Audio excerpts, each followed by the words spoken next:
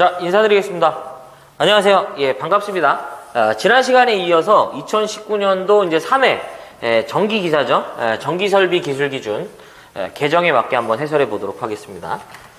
자, 역시 뭐 이제 이 기존과 동일하게요. 뭐 그 부분에서 또 나올 수 있는 뭐 추가적으로 제가 계속 볼게요. 자, 81번. 고압 가공전선로의 지지물로 철탑을 사용한 경우 최대 경관이죠. 81번은 무슨 얘기냐면 바로 경관에 관련된 문제입니다. 우리가 흔히 말하는 경관이라는 건 지지물과 지지물 사이에 떨어진 거리를 얘기하는데요. 이 경관은 두 가지 경관으로 저희가 구분할 수 있습니다.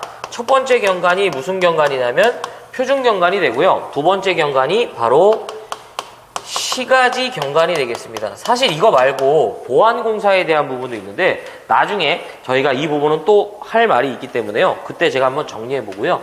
일단 오늘은 표준 경관과 시가지 경관을 보도록 하겠습니다. 이 표준 경관은 사실상 누구를 얘기하냐면 시가지 외 경관을 말한다라고 보셔도 돼요. 자, 그러면 일단은 저희가 이제 이 지지물의 종류로 제가요 목주나 A종 지지물을 선택하거나 B종과 그 다음에 뭐가 된다? 철탑을 선택했을 때 이 경관이 달라집니다. 그러면 여기서 이제 목주나 A종을 말했는데 목주는 A종이 없고요. A종과 B종은 누구를 얘기하는 거냐면 철주나 철근 콘크리트주는요. 그 구성하는 구성재의 차에 따라서 A종과 B종으로 구분합니다. 다만 B종이 A종보다 좀 더 튼튼한 지지물이라고 보시면 돼요.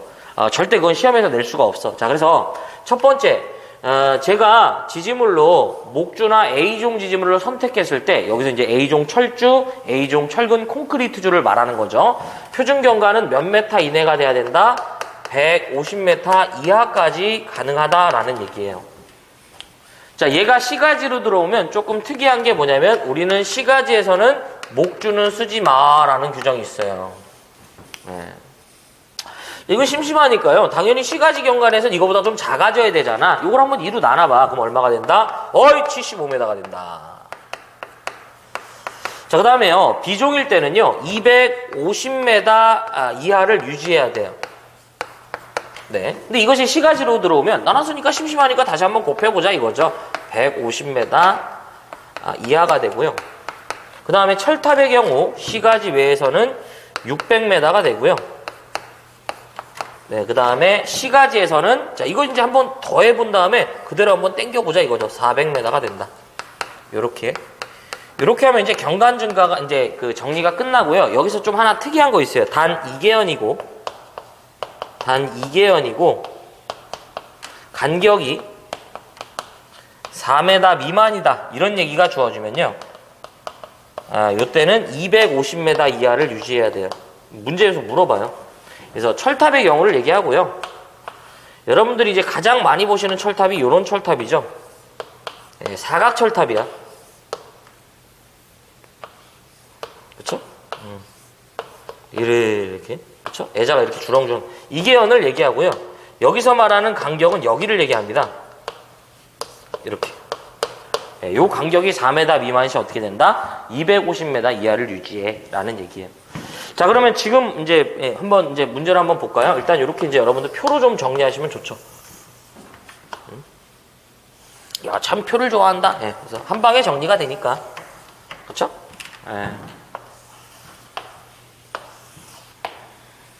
특별한 부분을 빼고요. 이렇게 정리하면 되겠네. 자, 갑시다. 고압 가공전선로의 지지물로 철탑을 쓴대요. 지지물은 철탑이야. 근데 지금 시가지 왠지 시가지인지 안 줬잖아. 근데 기준은 뭐야? 시가지 외곽 기준이라며. 그러면 뭐가 된다? 600m 이하가 됩니다. 거기 뭐 단주는 의미가 없고요. 4번이 되겠습니다. 나오질 않아. 자, 그 다음에 82번. 폭발성 또는 연소성 가스가 침입할 우려가 있는 것에 시설하는 지중함의 크기를 물어봤죠. 이건 제가 이제 지난 시간에도 한번 정리를 해드렸는데요. 이 지중함에 관련된 얘기가 이제 나올 수 있는 부분은 총 3가지입니다. 지중함에 뭐가 된다? 시설 기준이 돼요. 자, 첫 번째가 지중해 시설되는 지중함의 경우요.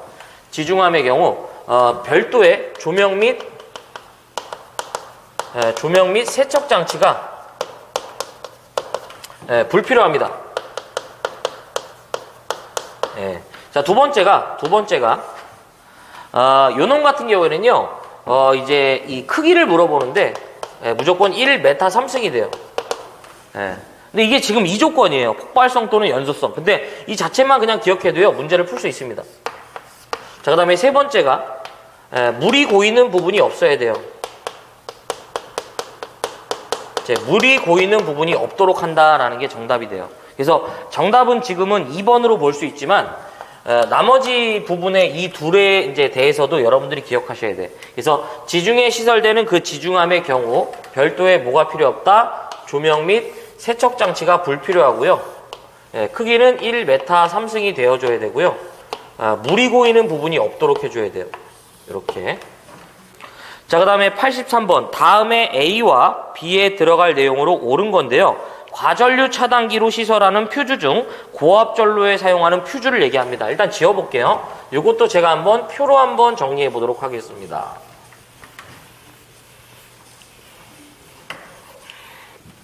자, 83번이죠. 과전류 차단기에 대한 내용에서요. 바로 누구를 얘기하는 거냐면 고압용 퓨즈의 시설 기준을 말합니다. 이 과전류 차단기도요, 많은 부분에 개정이 있었지만 고압용 퓨즈는 개정된 부분이 전혀 없습니다. 그대로예요. 전선과 일단 기계기구를 보호한다 좀 기억하시고. 자, 고압용 퓨즈인데 이 고압용 퓨즈는 크게 종류로는 포장형 퓨즈와 그 다음에 비포장형으로 구분합니다. 내부에 존재하는 그 심선이 공기 중으로 노출이 되면 비포장이고요. 노출이 되지 않은 밀봉 타입이면 이제 뭐가 된다? 이제 포장 타입이 되죠. 자, 일단은 포장형 퓨즈는 전격 전류의 몇 배 견디냐면 1.3배 견디어야 돼요. 자, 그 다음에 비포장형은 전격 전류의 1.25배 견디고가 되겠습니다. 자, 그 다음에 이들은 2배의 전류로 자, 포장형은 몇 분? 120분 이내에 용단되어야만 하고요. 비포장은 2분 이내에 용단되어야만 합니다. 그래서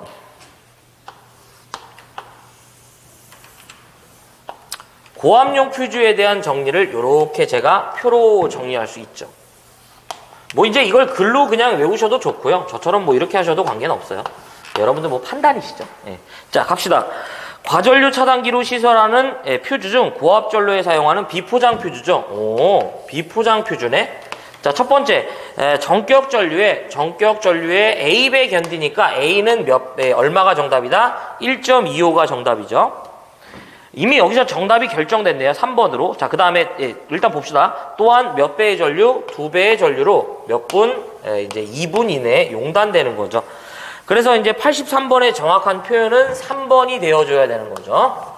이렇게. 자, 84번 가도록 하겠습니다. 자, 이건 문제 지워보겠습니다. 84번이 계속 출제되는 문제 유형이죠. 지중전선로의 매설 방법에 대한 얘기네요. 자, 지워볼게요.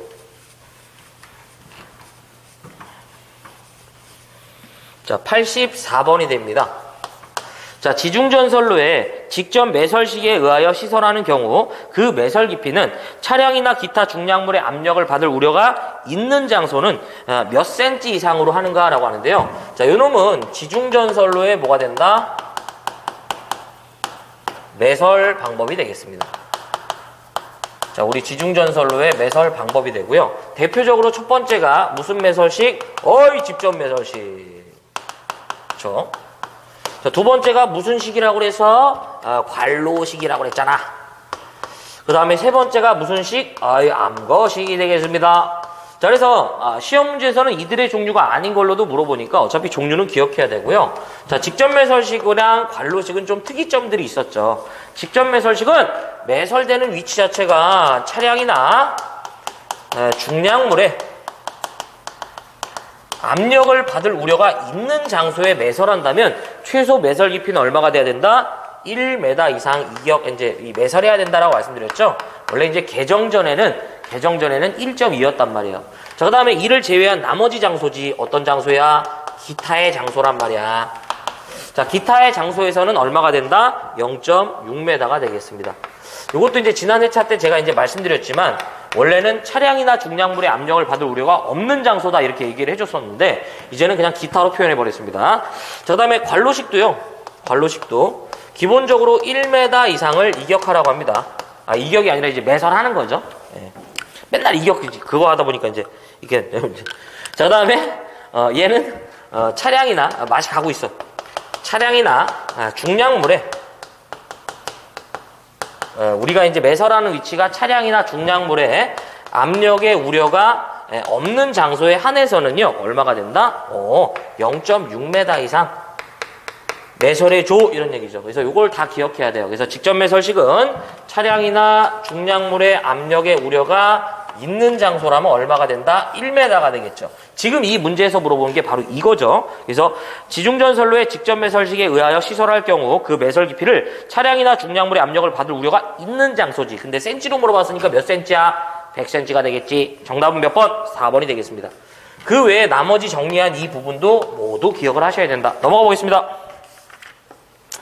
자, 85번 사용전압이 35,000V인 기계기구를 5개에 시설할 경우 개폐소에 구내에 취급자가 이외의 자가 들어가지 않도록 울타리를 설치하고자 할 때 울타리와 특고압 충전 부분에 접근하는 경우에는 울타리의 높이로부터 울타리로부터 충전부까지의 거리의 합은 최소 몇 메타 이상인가?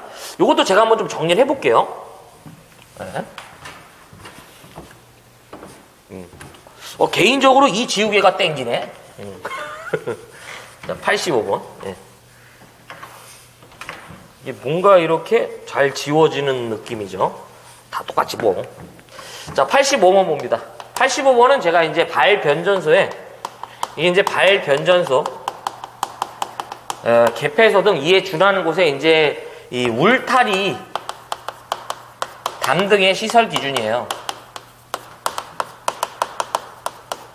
자, 먼저 좀 정리해보면 여기서 첫 번째 뭘 물어보냐면 울타리 담 등의 최소 높이를 물어봐. 울타리 담 등의 최소 높이인데요. 최소 얼마 이상이어야 된다? 2m 이상이 돼야 돼요. 자, 두 번째. 울타리 담 등으로부터 지표 하단 사이의 간격을 물어봐요. 울타리 담 등으로부터 지표 하단 사이의 간격이죠. 자, 몇 메타가 되냐면 0.15m가 됩니다. 자, 이제 뭐 이런 식으로 울타리가 이제 있는 거죠.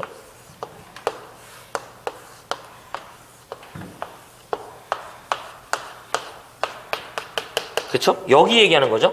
15cm 이하가 돼야 된다. 0.15m. 그 다음에 세 번째가요. 울타리 담 등으로부터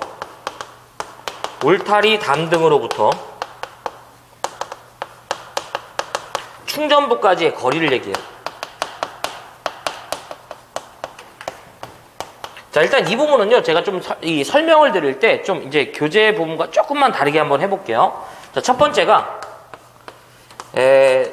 35kV 이하의 기계기구를 취급하는 장소에서는요, 기본적으로 저는 그냥 A 플러스 B로 해볼게요. A 플러스 B가 5m 이상이 돼야 됩니다. 그럼 여기서 A는 뭐고 B는 뭐냐? 자, 대지면을 기점으로 울타리의 높이를 저는 A라 가정해 보겠습니다. 그래서 울타리 담 등으로부터 충전부까지의 거리인데, 그러면 여기서 B는 뭐냐면 이 울타리로부터 충전부가 있는 그 기계기구가 있는 그 장소까지의 거리라고 보셔야 돼. 그러면 충전부는 뭐냐? 바로 이 기계기구와 전선이 연결되는 그 부분을 저희가 충전부라고 보시면 돼. 그 부분에서 저희가 무슨 우려가 있다? 감전의 우려가 있는 거죠. 대질 수 있는 우려가 있는 거지. 그래서 만약에 예를 들어서요, 35kV 이하의 이 장비죠. 이 장비가 35kV 이하이면서 울타리의 높이가 2m라면 충전부까지의 거리는 이제 어떻게 된다? 바로 3m 이상이 나와줘야 되죠. 그래서 울타리 이 담등으로부터 충전부까지의 합계 거리를 물어보면 어떻게 된다? 바로 5m 이상이 된다. 그래서 원래 이제 여기에다가 울타리의 높이와 이제 이걸 포함해야 되는데 울타리 담의 높이와 충전부까지의 합계 거리 이제 이걸 모두 다 포함한 거예요. 자, 그다음에 두 번째 160 나중에 이 문제 또 정리할 수 있으니까 그때 또 다시 정리해 드릴게. 160kV 이하일 때는 역시 A 플러스 B가요 얼마 이상이 돼야 된다? 6m 이상이 되어줘야 되고요. 세 번째가 160kV를 초과하는 경우에 대해서는 저희가 단수의 계산을 적용해야 됩니다. 기본 6에다가요 단수를 이제 구한 다음에 0.12를 만들어 주시면 되겠다 라는 얘기죠. 지금 보면은 35,000V죠. 35,000V 35kV 이하에 해당하죠. 울타리의 높이와 울타리로부터 충전부까지 합의 거리죠. 그래서 이게 울타리의 높이라는 얘기가 있어야 돼요. 고려해야지 더 덜 헷갈리는데. 그래서 이게 얼마가 된다? 5m가 된다. 그래서 정답은 몇 번이야? 2번. 자, 이렇게 되고요. 자, 그 다음에 86번. 저압 가공전선이 건조물의 상부조영제 옆쪽으로 접근할 경우 저압 가공전선과 건조물의 조영제 사이의 이격거리는 몇 메타 이상인가? 단 사람이 쉽게 접촉할 우려가 없도록 시설한 경우 전선이 고압 절연전선, 그 다음에 특고압 절연전선, 케이블인 경우를 제외한대요. 자, 이거 제가 한번 그림을 그려가면서 한번 말씀드려 볼게요.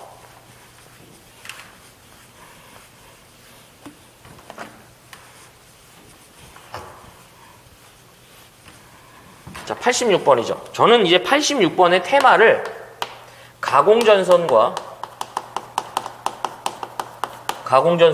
건조물의 접근이다. 이격거리다 라고 보겠습니다.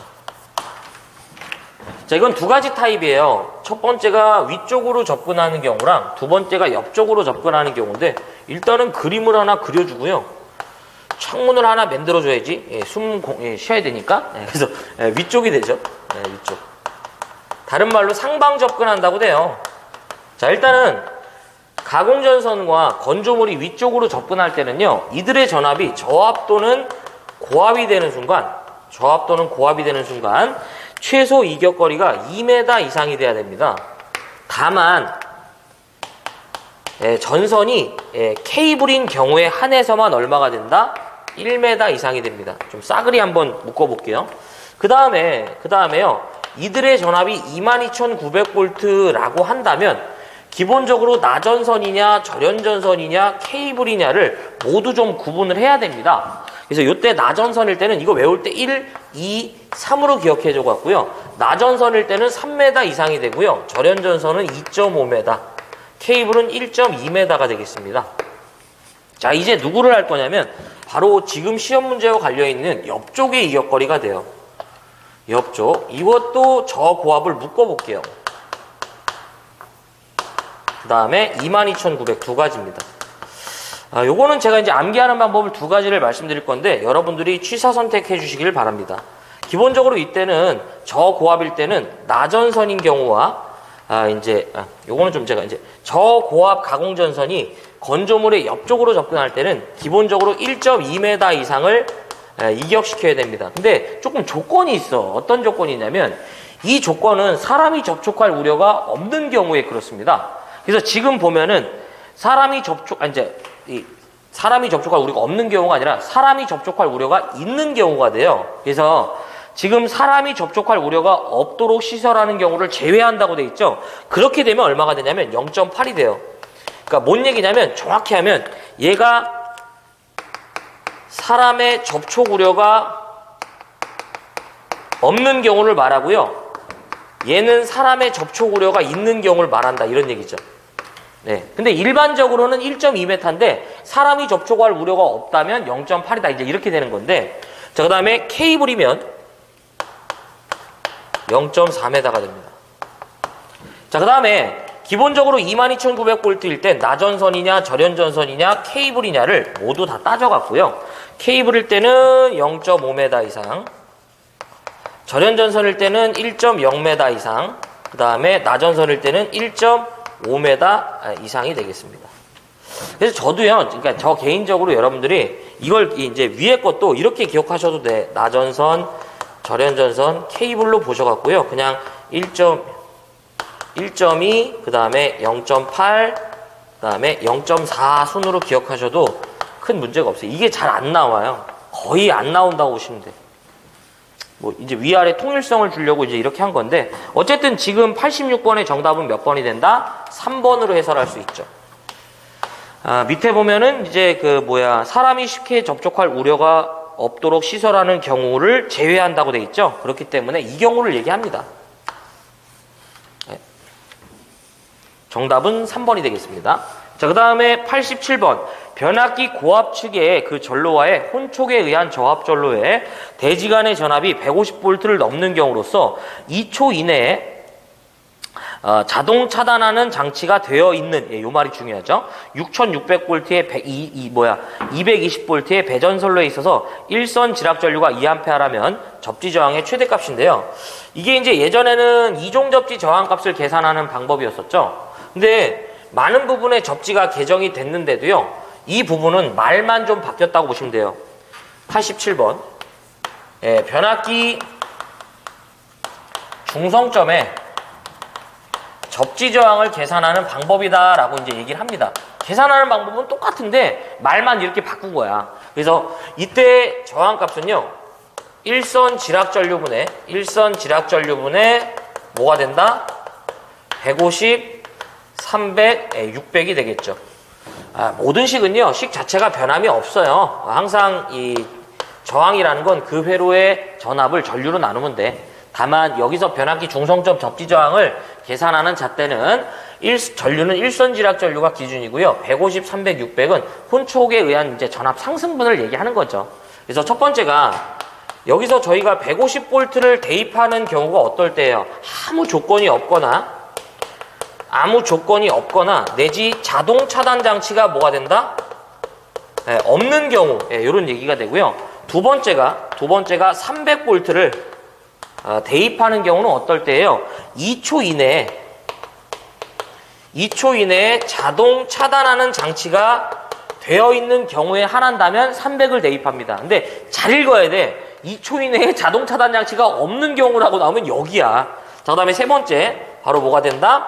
600V가 되고요. 이것도 똑같습니다. 1초 이내에 자동 차단하는 장치가 있는 경우에 되는 건데 없다면 여기라고요. 그럼 지금 보면 문제에서는 일선 지락 전류가 몇 암페어라고 그랬어? 2A고요. 2초 이내에 자동 차단하는 장치가 되어 있는 이잖아. 그쵸? 그러므로 이제 분자가 뭐가 돼요? 300이 되면서 접지 저항은 몇 옴이 된다? 150옴 이하가 되도록 해야겠죠. 그래서 정답은 몇 번이다? 3번이 되겠습니다. 그렇습니다. 자, 그 다음에 88번. 폭연성 분진 또는 화약류 분말이 존재하는 곳에 저와 목내배선인데요. 이것도 제가 한번 표로 한번 정리해 보겠습니다. 야, 너는 표를 참 좋아한다라고 하는데 이렇게 해야지 외우기가 쉬워. 부분의 테마를 다 정리해버려야지. 자, 몇 번이냐면, 이거 88번. 분진의 시설 장소가 됩니다.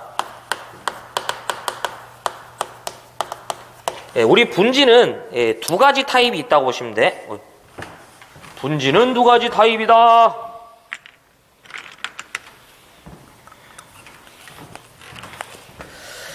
자, 첫 번째가 이제 그 분진이라고 그냥 해고요.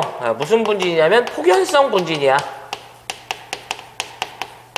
자, 폭발할 우려가 있는 먼지를 취급하거나 체류하는 장소에 전기 설비가 발화원이 돼 갖고요. 이제 폭발할 우려가 있다 이런 얘기지. 그래서 이럴 때는 이제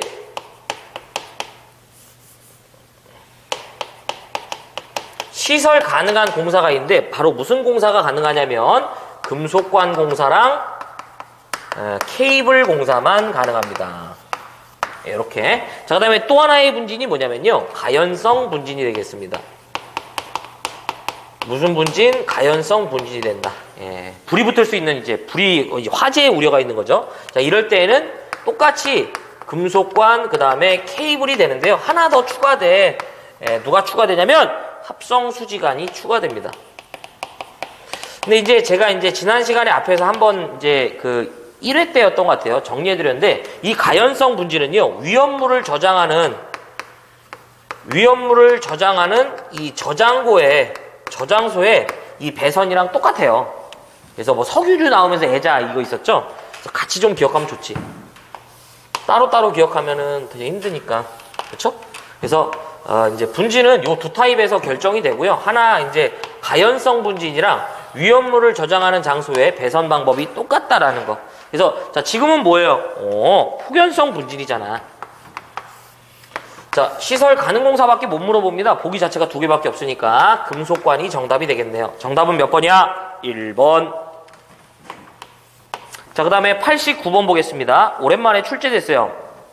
자, 저압 옥내전로의 그 인입구에 가까운 곳에는 쉽게 개폐할 수 있는 곳에 개폐기를 시설해야 한다. 그러나 사용전압이 400V 이하인 경우에 옥내의 전로로서 다른 옥내의 전로에 접속하는 길이가 몇 메타 이하가 된다면 이 개폐기를 생략할 수 있는가? 다만 전격 전류가 16A 이하인 과전류 차단기 또는 전격 전류가 16을 초과하고 20m를 이제 20m래.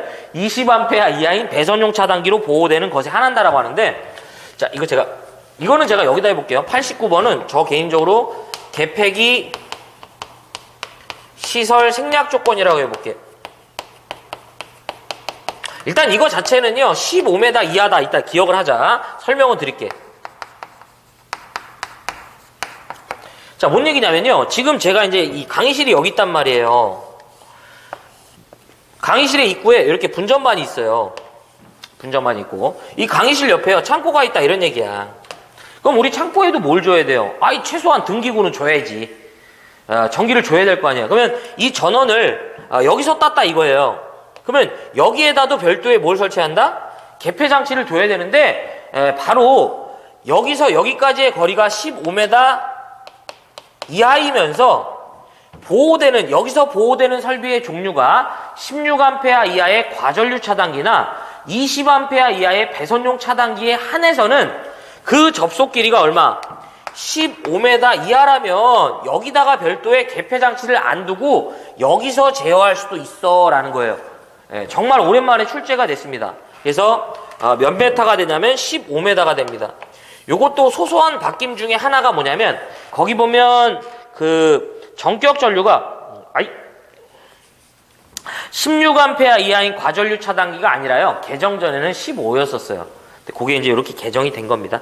어쨌든 참고적으로 문제에 영향을 주진 않지만 정답은 몇 번이다? 1번으로 저희가 볼 수 있어요. 자, 넘어가 봅시다.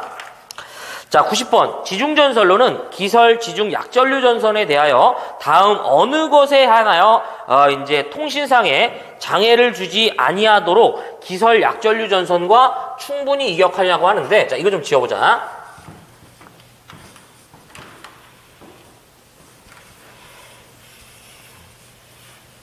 자, 우리 기술 기준에서요, 제가 좀 이거는 이렇게 좀 말씀드리고 싶어. 자, 이제 90번이죠. 기술 기준에서 작용을 물어보면요, 아주 정답으로 좀 기억하시기 바랍니다. 짝이 되는 게 있어요. 첫 번째가 뭐냐면, 누유도작용이 짝이고요. 또 하나가 누구가 짝이냐면, 정전자 유도작용이 짝이에요.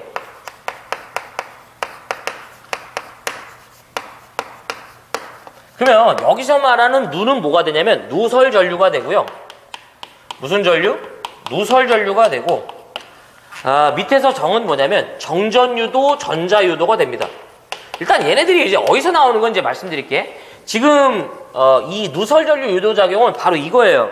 지중에 시설되는 이제 지중전선은 지중 약전류 전선에 대하여 별도의 누설전류에 의한 이제 유도작용이 발생되지 않도록 한다 이거죠. 그래서 지금 정답은 몇 번이냐면 4번이 되죠. 유도작용이 짝이 되잖아요. 얘네들이 크로스 안 되니까 걱정하지 말고. 그래서 정답은 몇 번이냐면 일단은 4번입니다. 예. 그 다음에 얘는요, 전력보안통신선에서 나오는 얘기입니다. 그래서 전력보안통신선은 이제 약전류 전선에 대해서 별도의 정전유도나 전자유도작용을 발생해서는 아니 된다. 이제 이런 얘기인데, 그렇게 하지 말고, 그냥 누유도작용, 그 다음에 뭘 기억하자? 정전자 유도작용 기억하자라는 거죠. 예. 자, 91번 보겠습니다. 91번. 일반 주택 및 아파트의 각 호실에 현관 등은 몇 분 이내에 소등되는 타임 스위치를 시설하는가? 센서 등의 시설 기준이에요. 그래서 타임 스위치에 시설이 되는데 이건 두 가지가 시험 문제야. 자, 첫 번째가 호텔이라는 얘기 나오면 무조건 몇 분이 되냐면 1분 이내에 소등됩니다. 그 다음에 두 번째가 지금 이거죠. 주택이나 뭐가 된다? 아파트라는 얘기 나오면요. 주택이랑 아파트는 몇 분 이내에 소등되는 것을 사용하냐고 물어보면 무조건 몇 분이다? 3분이 되겠습니다. 그래서 지금 문제에서 물어본 건 뭐야? 주택 아파트잖아. 그러니까 몇 분이야? 3분. 근데 이제 기출문제는 얘도 있으니까요. 꼭 같이 기억하고요. 하나만 더 볼게요. 가로등, 경기장, 내지 뭐 공장, 뭐 이런 얘기가 나오면서요. 가로등, 경기장, 공장, 아파트 단지 뭐 이런 얘기가 쭉 나오면서 이러한 곳에 시설되는 고압, 방전 등의 효율을 물어봐요. 여기서 이제 같은 테마니까 여기서 제가 묶어볼게. 효율은 몇 루멘 퍼 와트냐고 물어봐. 이제 이렇게 LM이라고 썼는데 이걸 루멘이라고 읽어요. 광속의 단위야. 빛의 양을 말합니다. 광원의 빛의 양. 루멘이라는 건 광속의 단위인데 몇 루멘 퍼 와트냐고 나오면 무조건 70이 정답입니다. 잘 나와요. 이것도 같이 정리합시다. 그래서 여기서 고압이라는 건 전압이 고압이 아니라 내부에 등에 넣어주는 가스의 압력을 얘기합니다. 뭐 시험과는 관련이 없어. 그래서 91번의 정답은 2번이 되겠네요. 그쵸? 예, 자 92번 보도록 하겠습니다. 이거 왜 빨간색으로 했지? 예. 자 지워볼게요. 92번. 좀 어려운 문제예요. 거기 보면 발전소의 장치를 시설하여 계측하지 않아도 되는 건데 92번은 제가 이제 문제를 좀 풀 때 우리 기술 기준에서는요. 계측 장치니라고 물어보면 무조건 V, I, P 온도를 좀 기억하십시오. 여기서 V는 전압계, 그 다음에 I는 전류계가 되고요. P는 전력계, 이제 온도는 이제 온도계가 됩니다. 이들이 필수예요. 근데 이 문제는 좀 어려워. 거기 보면 이제 1번 발전기 회전자의 온도, 온도 들어가 있는데 여기가 잘못됐어요. 왜냐하면 회전자의 온도가 아니라 고정자의 온도를 저희가 측정합니다. 정답은 1번이죠. 그래서 계자죠, 계자. 동기발전기는 이제 고정자가 회전자가 계자고 고정자가 이제 전기자잖아요. 동기기는. 1번이 잘못됐고요. 또 하나가 변압기가 나오면서 저압용 변압기는 안 돼. 그러니까 의미가 이게 이제 기준이 없어요. 뭐 저압용 변압기 뭐 이런 얘기 나오는데 그게 아닙니다. 같이 하나 기억하자. 그래서 92번의 정답은 1번이에요. 이게 흔치 않은 문제 이렇게. 근데 주로 계측 장치를 물어볼 때 이 정도만 기억하시면 돼. VIP 온도. 계측 장치는 이라고 물어보면 주로 아닌 거 많이 물어봐요. VIP 온도만 제끼자. 자, 93번. 역시 흔한 문제 어쨌든 아니라고 말씀드렸고요. 자, 93번. 백열전등 또는 방전등의 옥내전로에 그 전기를 공급하는 대지전압은 몇 볼트 이하인가? 자, 우리 이제 기술 기준에서 대지전압은 몇 볼트 이하인가? 라고 물어보면 무조건 300이 정답입니다. 대지전압은 몇 볼트 이하인가? 라고 물어보면 무조건 정답은 몇 볼트 이하가 된다? 300이 되겠습니다. 그래서 이 전압은 두 가지 타입이죠.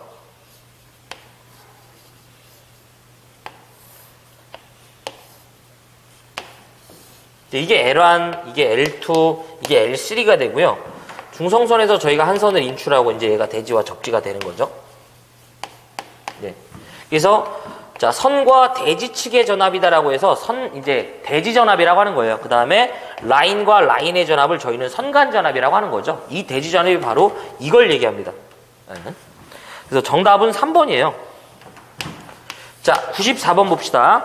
66kV 가공전선과 6kV 가공전선을 동일 지점에 병가하고자 할 때 특고압 가공전선으로 사용하는 경동연선의 굵기는 몇 스퀘어 이상인가?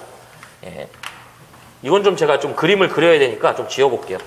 요거를 저희가 예전에 병가라고 했는데 희한하게 한국전기설비 규정에서는 이 병가를 뭐라고 하냐면 가공전선과 이제 이 가공전선의 94번인가요? 네, 병행 설치라고 그래요. 저도 그냥 그렇게 할게요. 가공전선과 가공전선의 병행 설치다. 이리 부릅니다. 네, 이게 병가가 되겠습니다. 자, 그럼 여기서 나오는 거 한번 싹 정리해 볼게요.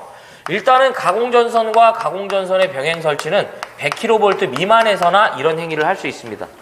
자, 이 가공전선과 가공전선을 병행할 때는 지지물로 목줄은 사용할 수가 없고요. 무조건 보안공사는 2종 특고압 보안공사만 이제 진행합니다. 그 다음에 요놈은 전선의 굵기를 물어보면 50스퀘어가 정답이 되는데요. 요게 이제 사실은 개정이 됐습니다. 원래는 55가 맞고요. 이제 50으로 요 부분이 개정이 됐습니다. 이 문제의 정답은 이거죠. 이 66kV 가공전선과 6kV 가공전선의 병가 시에 전선의 굵기는 50스퀘어. 그래서 정답은 몇 번이냐면요. 3번이 정답이 되겠습니다. 근데 여기서 이제 또 나올 수 있는 부분이 있기 때문에 그 부분 한번 같이 정리해보면 이렇게 이제 지지물이 있고요. 자, 자, 봅시다. 조금만 참으세요. 거의 다 끝났어. 자, 저압 가공전선과 고압 가공전선을 병가하고자 할 때 이들의 상호 이격거리인데요. 기본적으로 0.5m 이상을 이격시켜주고요. 그들의 전압이 케이블이라는 조건이 들어가면 0.3m 이상이 되겠습니다.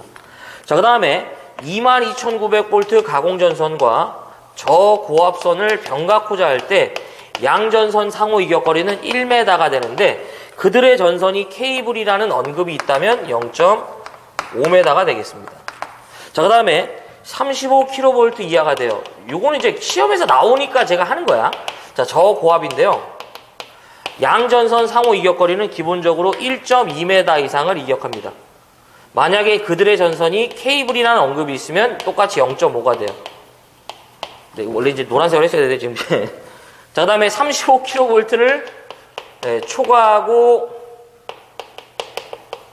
그 다음에 100kV 미만이 됩니다. 예. 이때는 기본적으로요 2m 이상을 이격시키고요. 왜 귀가 간지럽 또 이거 케이블일 때는 얼마가 되냐면 1m가 됩니다. 네, 다 이상이에요. 그래서 이 정도까지만 정리하면 더 이상 나올 수 있는 부분이 없어요. 그래서 정답이 몇 번이 되냐면 3번이 된다라는 거. 자, 그 다음에 95번 저압 또는 고압 가공전선로와 기설 가공 약전류 전선이 병행하고자 할 때 유도작용에 의한 통신상의 장애를 일으키지 않도록 전선과 기설 약전류 전선의 이격거리를 물어보는데요. 이건 좀 답으로 좀 봅시다. 이제 95번이죠. 어떤 식이든요. 그러니까 기술 기준에서는 통신선에 장애가 발생된다. 자, 이런 얘기가 있으면요. 이격거리는 무조건 2m입니다. 그래서 무조건적으로 저희가 이 통신상에 통신상에 장애가 발생될 우려가 있다. 이제 이런 얘기가 나오면요. 무조건 몇 메타 이상 이격한다? 무조건 2m입니다. 네. 사실 제일 좋은 건 이격거리를 크게 하기보다는요. 아예 루트를 변경하는 게 제일 좋죠. 뭐 지중전선을 지중화한다든지. 예, 그래서 정답은 몇 번이냐면 1번이 되겠습니다. 자, 96번이 되죠. 96번. 예. 가공전선로에 지지물이 하중이 가해지는 경우에 그 하중에 대한 지지물의 기초 안전율은 특별한 경우에 대해서 제외하고 최소 얼마 이상인가. 이게 이제 지지물의 안전율이라고 해볼게요. 이 테마는 지지물의 안전율이 되겠습니다. 자, 첫 번째가요. 이 안전율에 대해서 나올 수 있는 게 기초 안전율이 되고요. 지지물의 기초 안전율은 저희가 얼마 이상이 돼야 되냐면 2 이상이 됩니다. 그래서 지금 시험 문제에서 물어본 건 뭐가 되냐면 이 기초 안전율이라고 그래요. 이 기초 안전율은 얼마 이상이 돼야 된다? 2 이상이 돼야 됩니다. 그러면 이 안전율은 이제 무슨 안전율이냐면 그냥 지지물에 하중이 가해질 때 적용되는 안전율이에요. 이 하중이 뭐 어떤 수직 하중이다, 수평 하중이다 이런 얘기는 없고요. 그냥 지지물의 하중만 가해질 때 고려되는 안전율입니다. 그래서 정답은 2번인데요. 여기서 또 하나 파생되는 문제가 뭐냐면 철탑의 경우 이상시 상정 하중을 물어봐요. 이상시 상정 하중에 대한 안전율을 물어보는데요. 이 안전율은 얼마가 된다? 1.33 이상이 됩니다. 이것도 좀 잘 물어보죠. 그 다음에 뭐 제가 이제 지난 시간에 한번 정리해드렸는데 이상시 상정 하중은 저희가 바람에 대한 풍압 하중을 고려했고요. 이상시 상정 하중의 종류가 아닌 것은 좌굴 하중이다 이런 게 있다고 말씀드렸죠. 그 부분도 같이 기억을 해야 돼요. 원래는 이게 밑에가 지금 좁아갖고 제가 이제 요번에는 이제 여기까지만 쓸게. 자, 어쨌든 정답은 그래서 몇 번이 되냐면 2번이 되죠. 자, 그래서 여기서 2019년도 이제 3회 문제에서 버려야 될 부분과 꼭 봐야 될 부분을 한번 정리해 볼게요. 자, 81번 보세요. 81번. 가공전선로의 그 경관에 대한 얘기인데요. 뭐 철탑을 사용했을 때 경관 문제는 꼭 봐야죠. 그래서 요거는 꼭 해야 되고 82번. 지중함의 시설 기준인데 이것도 무조건 하셔야 됩니다. 제가 정리해드린 다 보시고 84번. 이제 고압용 퓨즈에 관련된 포장과 비포장에 대해서요. 정격과 그 다음에 이제 2배의 전류를 요거 꼭 기억하시고. 자, 84번. 지중전선로의 매설 방법인데 정리해드린 부분 다 기억을 하셔야 돼요. 85번. 발변전소 울타리 담등에 대한 시설 기준인데 울타리의 높이, 지표하단 사이의 간격, 충전부까지 합계 거리 다 기억을 해야 됩니다. 86번. 이제 가공전선과 이제 건조물과의 접근 시 이제 이격거리가 되는데요. 요것도 이제 제가 정리해드린 부분은 꼭 확인하셔야 됩니다. 자, 87번. 이종접지에 대한 부분인데 이제 이렇게 나올 수가 없고요. 변압기 중성점 접지의 저항을 계산하는 방법인데 이것도 무조건 해야 되죠. 88번. 분진에 대한 시설, 폭연성과 가연성 같이 정리해드렸고요. 89번 정말 오래된 문제입니다. 근데 요번에 나왔긴 했어요. 요거 19년도에. 뭐 89번은 솔직히 뭐 버리더라도 할 말은 없고요. 90번 우리 기술 기준에서 작용 물어보면 무조건 누유도작용이랑 정전자 유도작용이 정답이 됩니다. 둘이 크로스될 일이 없으니까 걱정하지 마시고. 91번 주택 아파트 타임 스위치에 관련된 얘기랑 그 다음에 몇 룸앤 파트 나오냐면 70이 되고요. 92번 계측 장치의 시설이죠. 그래서 무조건 VIP 온도인데 이 문제는 좀 특별해. 어쨌든 뭐 92번은 또 틀리더라도 제가 할 말은 없습니다. 근데 이제 회전전하는 말이 틀렸어요. 자, 그 다음에 93번 대지전압은 몇 볼트 이하냐고 나오면 무조건 300이죠. 무조건 해야 되고. 94번 가공전선과 가공전선의 병행 설치인데 이렇게 다 정리하셔야 돼.